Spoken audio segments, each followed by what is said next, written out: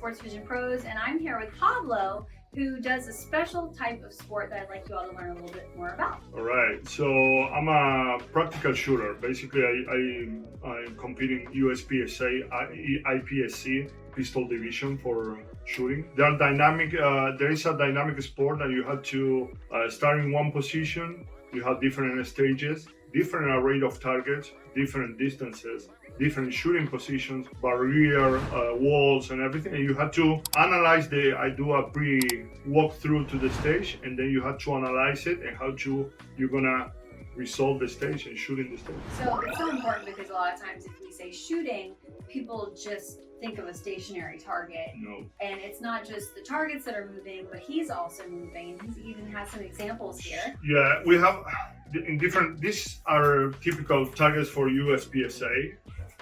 These one are the typical targets for IPSE.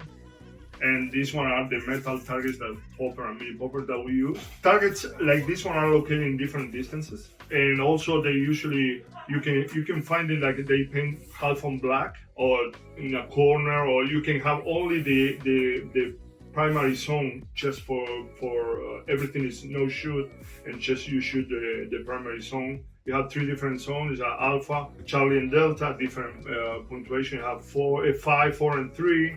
And basic on how many runs you put around in that array, divided by the time, they give you a number that has a power factor, and that power factor you compete with the other shooters. They are in your division, right? Target like that, cover like that, or you can have it upside down, so you can have vision about where you're gonna shoot, because the more points that you get, divided on how fast that you get, is the winning guy.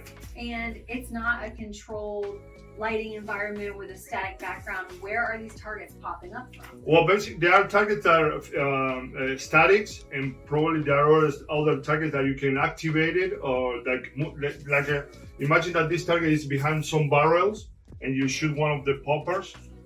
Oh, sorry. That's You shoot this one, drop this one, and this one activate and start moving, swinging around. You have other targets that you hit the popper and then activate this one like that, and then you can have sometimes, because at the end that you're coming back, this one is get covered, so you have to shoot it in some specific time, because you get covered, you cannot shoot it. Yeah. And behind disappear. all this, you could be outside. Usually this sport is on the outside. We have different bays that you can go. The range master set up the different bays. It's never the same. That's the beauty of this one. It's not. When you go on competition, it's never the same. Two stages are not the same. Weather is not the same, so it changed everything. So what about your weapon? Because again, people think about using sights when they're shooting, but you use red dots. I use a red dot. So yeah. Can I? Sure. Yeah. So I'm gonna clear the gun. It's clear just in case for security. I use a red dot. This one is my red dot. So I'm trying to think of the best way if you get behind it and look through here.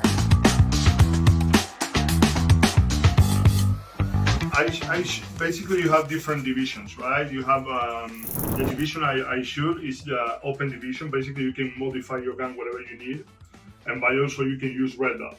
Red dot also help the shooter to don't have the two regular iron sights in the regular guns, that you have the notch and the front sights, and you have to align on this one. Right. So we did red dot.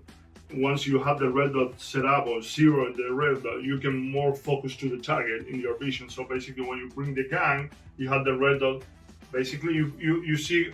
Imagine that I'm pointing to this target, and my idea is to point here, right? Right. So basically, if I move it from one side to another, once I have here, I'm ready to shoot. It's faster to acquire sights over the target. So when you're doing that, you have both eyes open. I should always with my both eyes open. Yes. So you're right eye dominant. Yes. Right. So when you're looking at this target, yes, you are not consciously thinking about it, but you are using your right eye to look at your red dot. Yes, like that, for example. Right? Yeah. So technically, you could probably have you run around with just your right eye open, or no?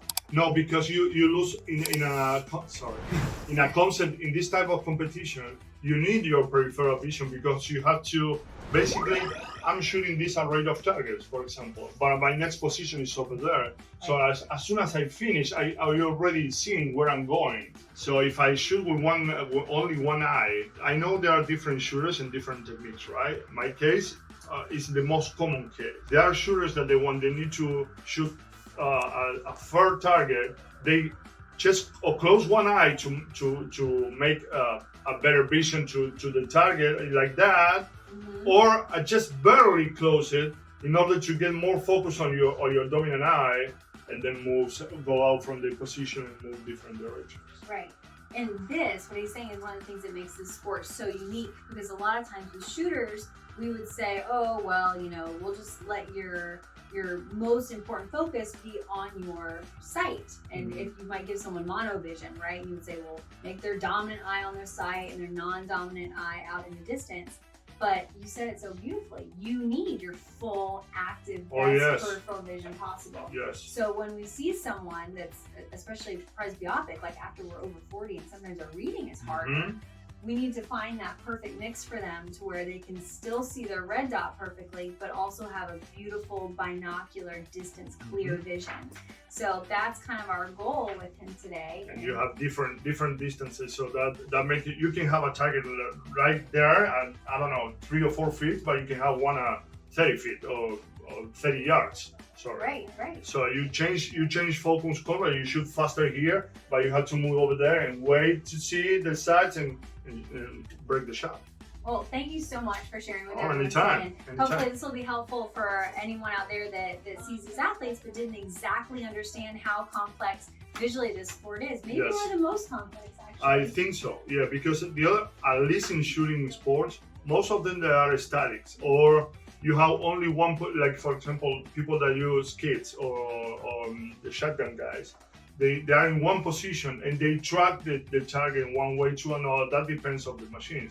In this one, you are also in movement, in constant movement, and you run the stage because you have to run it in order to get there from the beginning to the end as fast as possible with the most accurate points that you can get. It's very impressive. We'll be cheering you on at Nationals this weekend. No, I'm not shooting this one. Oh, we'll be cheering you on. Yeah, of course. Next month. Yes. All right, Yes, I'll edit it. So we'll be cheering you on when you're competing next month. I'm competing constantly. I love it. It's my passion. Fantastic. Stay tuned to Sports Vision Pros to learn more.